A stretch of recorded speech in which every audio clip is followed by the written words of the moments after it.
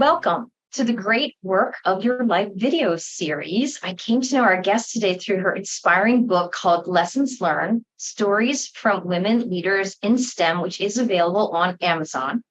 And the book profiles 29 women scientists who defied the odds to become leaders in STEM, which we all know stands for science, technology, engineering, and math. And it just won the President's Award from the Florida Authors and Publishers Association. Congratulations. She's a board-certified family practitioner with more than 3 decades of clinical and management experience, serving with Kaiser Permanente and UCLA. And our guest has been proactively lifting up and sponsoring women in healthcare management. I will give you 3 really good examples. 1, she served as the Forum for Women in Medicine and Management for AAPL, the American Association for Physician Leadership. 2, as president of the UCLA Anderson Healthcare Management Alumni Association, she created a forum for prominent healthcare leaders to discuss current issues and trends. And her popular Women in Medicine and Management, a mentoring guide, was updated not once, but twice. In 2012, as Lessons Learned, Stories from Women in Medical Management, and then again in 2022 as Lessons Learned, Stories from Women Physician Leaders.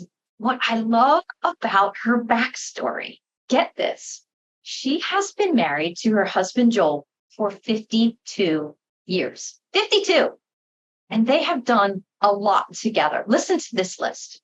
They completed their residency training in Los Angeles together. They practiced family medicine at Kaiser Permanente in Southern California for 10 years together. They received their MBA from the UCLA Anderson School of Management. There's more.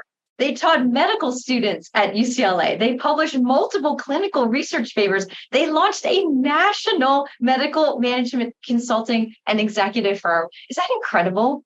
And in addition to producing nonfiction articles, chapters, books on medical management issues, our guest also writes fiction. Of her 8 published medical mystery thrillers, 3 were co-written with Joel. All have won very notable literary awards, including the Florida Book Awards Gold Medal. I am so excited to have our guests here today. Please welcome Dr. Deborah Shlian. It's Shlian like lion. Did I get that right? Got it perfect. Thank you. Excellent. Well, I'm so excited to have you here today. And obviously, you have a lot of energy, Dr. Shlian. The first 2 questions are about energy. And so we are dying to know what gives you energy and what drains your energy.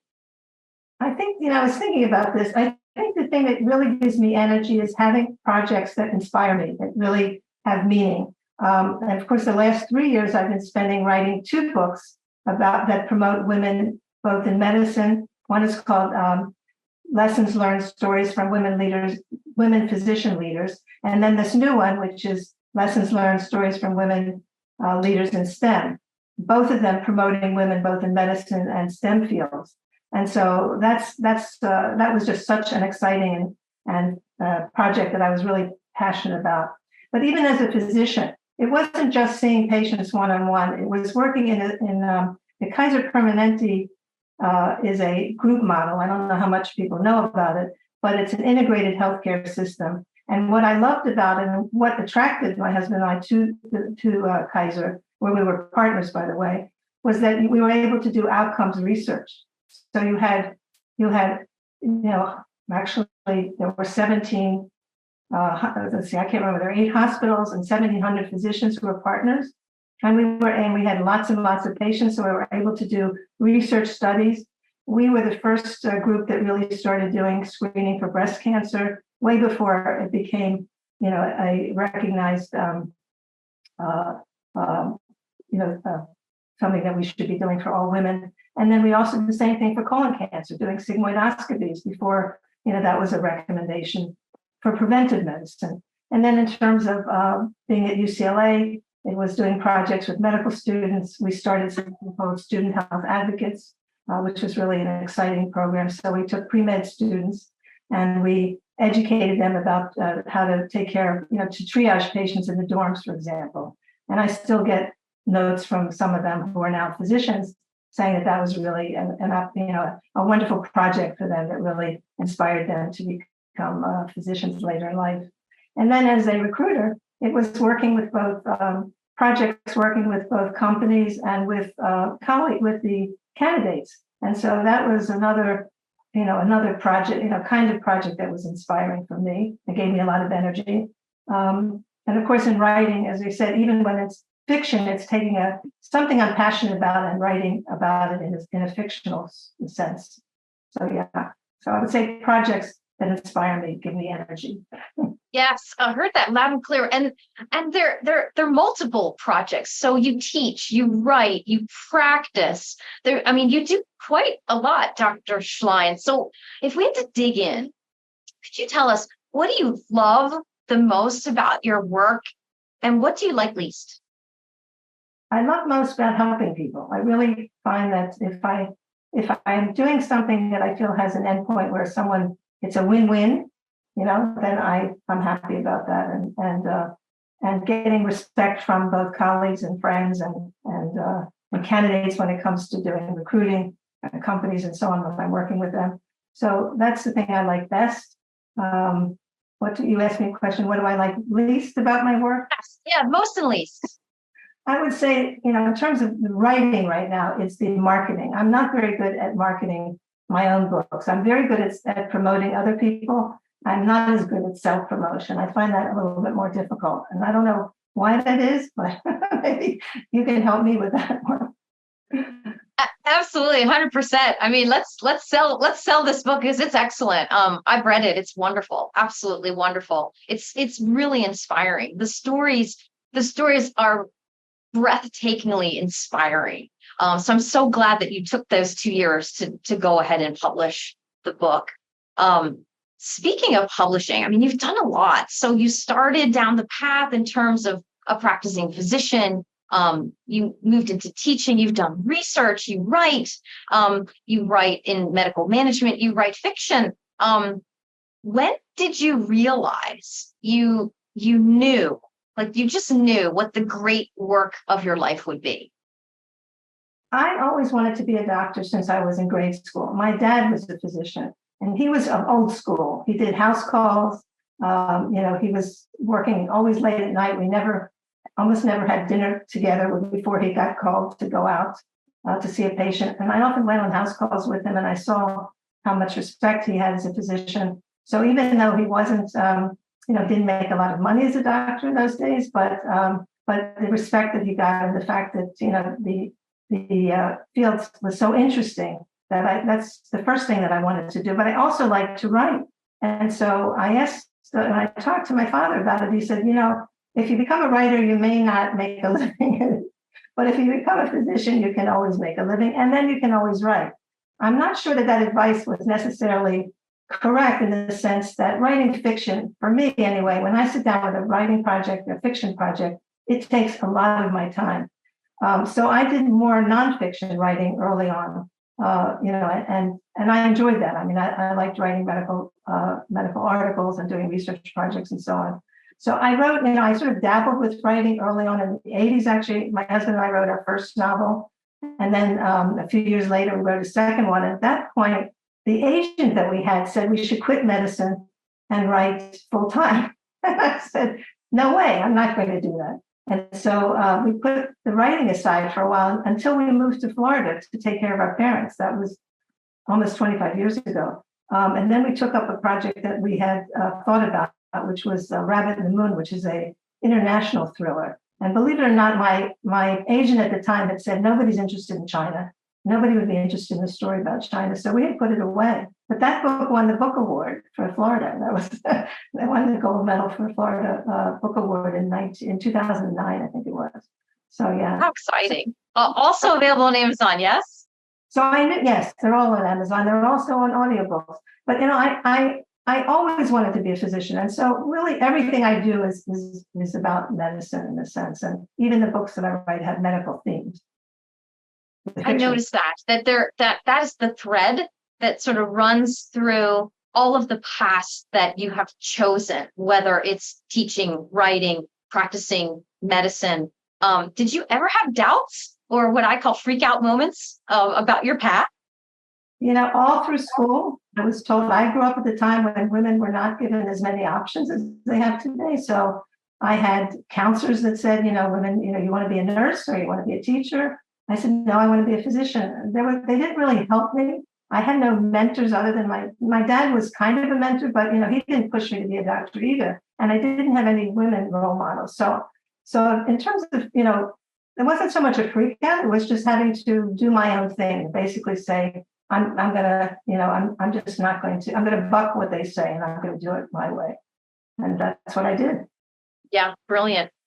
So if I had 1 minute with you, Dr. Shlian, this is probably the question I would ask you. And it's question number 7 of 14. How do you define success? I find success is personal satisfaction and doing meaningful work. So, did I make a difference? And certainly respect from colleagues and friends, to me is a measure of success. The awards are nice, but it's really feeling as though I've done something meaningful. Impact. Thank you. Well said. If you had to do it over again, what would that look like and why? I think the only thing I would have picked instead, I chose family medicine, which was early on. Family medicine was a new specialty, actually. You actually, what they used to call the old GP was somebody who just did an internship and then went out and practiced. When I was in med school, we talked about family medicine as being a new field where we would take care of young and old all the way through and really get to know your patients over time. And that was a big appeal to me. But today, if I had to do it again, I probably would become a geneticist. I was always interested in genetics, and I actually did a rotation at Johns Hopkins with Victor McCusick, who is the father of modern medical genetics. But again, at that time, we didn't have the Genome Project. We knew very little about, really at the gene level. We knew about chromosomes and so on. But so I think today that's about the only thing I would do differently. I might even maybe get a PhD too and do more research. Fantastic. And what would you get a PhD in? Just curious. Genetics, genetics and immunology. I think these are the fields that are really going to be most important, and computational work, in terms of big data, which is very important today. Genetics. I did not know this about you, so thank you. That was an aha moment for me during this interview. Thank you. How about your superpower, Dr. Shlian? Where have you spent 10,000 hours? If you could, if you could just pinpoint it, like at what are you the best in the world? I think it's practicing medicine. I mean, that's what I've done my whole life. It's there's always some version of that. So that and writing alongside of it has been my 10,000 plus hours, really.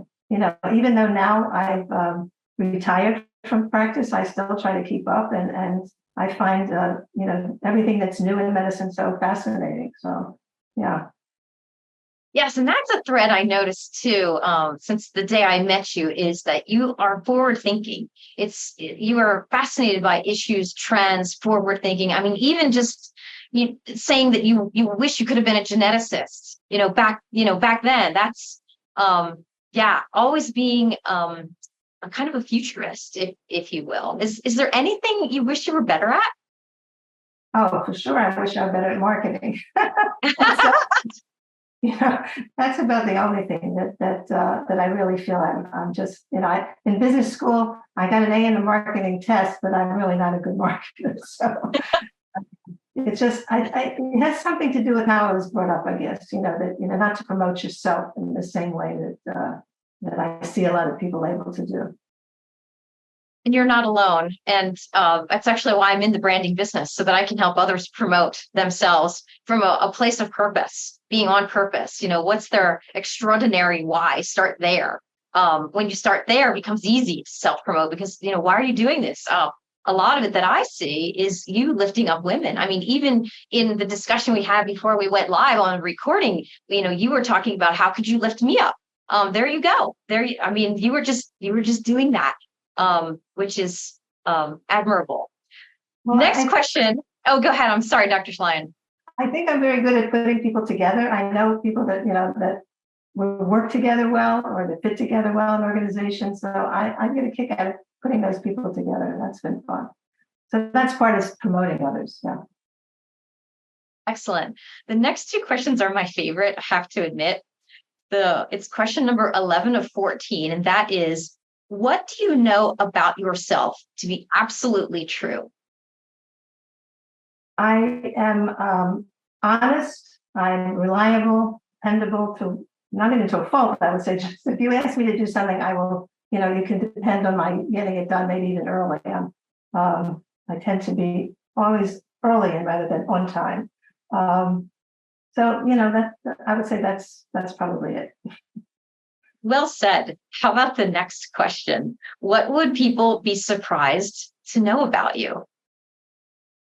Maybe they would be surprised to know I'm an introvert. I find it very difficult, although I've done lots of book talks and book clubs and speaking, to various organizations.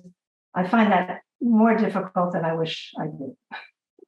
Yeah. I am surprised to know that about you, because I've heard you speak. You are soft spoken, but I wouldn't have labeled you as an introvert because you're so great with people. So I am surprised to know that. Interesting.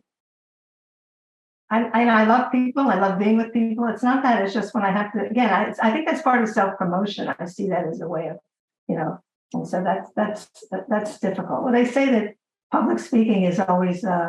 That and is ahead of dying, a fear of dying, right? So maybe that's part of it. So maybe that's about the only thing I would try to improve, is to be a little bit less, not less fearful, but just less anxious about it. Yes. And just looking at your background in your office, you have lots of books. You've read lots of books. You've written lots of books. So our listeners are very interested in knowing, what is a book that inspired you to behave or think differently? More than a book, I was thinking about this, is a poem. When I was very young, my mother took me to see Robert Frost. He was talking at Johns Hopkins. And it was his poem, The Road Not Taken, that really impressed me. The words, although it was a long time ago, because as I say, I was in grade school, I remember very clearly the message that I took from that, which was it was okay to be different, to explore different paths. And certainly because I was born at a time when women were told, they couldn't do the kinds of things that I was interested in, I took that message as it was okay for me to do that. And so I think my life, if you see the kinds of things that I've done, it's been to take various forks in the road that maybe other people might not have taken, to kind of, and so that poem really, still sticks with me. In fact, in the book I wrote about physician leaders, they asked me to include my own story, and that was the title of it, was The Road Not Taken. Yeah. Brilliant. And bravo to your mother to take you to see Robert Frost live. I mean, the poem is iconic, and the fact that you got to see him live is even more precious. Right. Yeah. No, absolutely. So yeah, so it was wonderful, and I keep referring to that poem. So there's no particular book other than, Hemingway's writing style is a big influence on me in terms of writing. But otherwise, I would say there are lots of books that I have in both the two books that I wrote about women and STEM and medicine that I've recommended to read. But I can't think of one in particular that's changed my thinking as much as that poem. Well, the Frost poem is pitch perfect. Thank you for that. Last question before we do a bonus question, and that is, what's your favorite quote or motto? What did you live by and why? I think lately the quote that I love the best is from Marian Wright Edelman, which is, she was a American civil rights activist. And she has said, you can't be what you can't see. And actually that was the motivation of my writing those two books, because I really saw so few women, including myself, who really didn't know how many wonderful role models there are out there potentially. And so if you saw the covers of both books, I asked the publisher, and they were very nice about doing it, which is to put the pictures of all of the contributors on both books that are pretty similar, so that you can see it's a very diverse group intentionally, not only ethnicity, but also the fields that they're in, the disciplines. And so I just feel as if you can see somebody that maybe looks like you, then maybe, those who are reading the book will be inspired to say, well, if she can do it, maybe I could do it too. So I love that quote. Well said. And that was my takeaway from your book. Love it. More people need to read it. Just excellent. So any final thoughts before we go into the very last question? Well, just to say that if I'm looking at my life story, I would say it's always been fun to take different paths and really to try new things, new opportunities. And if I had to give people advice, it would be to consider doing that rather than taking detours, not being afraid. In fact, the women in the book, particularly the women about STEM, a lot of them had the same obstacles that they had to face, but there was a resilience and a level of patience, and also a sense that if they failed at something, that's part of learning. That there's something about a failure that is a very positive thing, particularly when you're doing research, because not every research project is going to work out. So yeah. So if I was going to give advice to people, I would say not to be afraid of failure. Duly noted. Thank you. And I think you just gave us a great idea for promoting this podcast. And I think the headline might be something like Dr. Deborah Shlian, the great work of your life evolved because of the taking a different fork in the road, the path not taken. Yeah. No, I mean, that's been my philosophy, and certainly that's worked out for me. And looking back, I can't say there's much I regret because of that. It's really given me opportunities that I never would have thought of. I never thought I would become an administrator in medicine. I thought I'd be a clinician. And I have colleagues who stayed at Kaiser for their whole careers, and more power to them because they're wonderful physicians and done great things. But my opportunity to do administration, and then of course to start my own company, all these things were really fun and made my life more interesting, I think. Excuse me. Well, Dr. Shlian, it's been an absolute pleasure. One last question, if we may. This is our bonus question. So if you could see anything, if a higher power would let you, what would that be? I would change the whole healthcare system right now. I would redo it. I would have a healthcare revolution that focused on preventive medicine more than it has, rather than sick care. I would try to bring all of the different disciplines of STEM together with medicine to have more collaborative work, because I think that would make a big difference in really answering a lot of the questions about causes of diseases. Now that we have all the ability to do computers and big data and genetics. So, if I had the ability to do that, that's what I would do. And your energy is contagious on that last question. You became very animated about that. Yes. So I'm sure that there are folks out there that share that sentiment.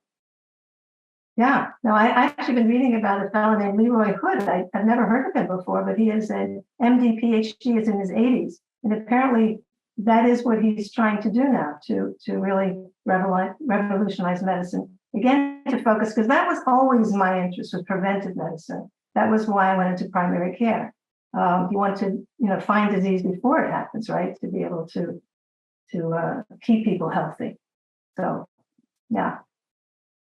Well, Dr. Shlian, as I suspected, this has been wonderful. Thank you so much for carving out the time today. Please give our best to Joel, and we all look forward to reading and promoting your book. Thank you for being here.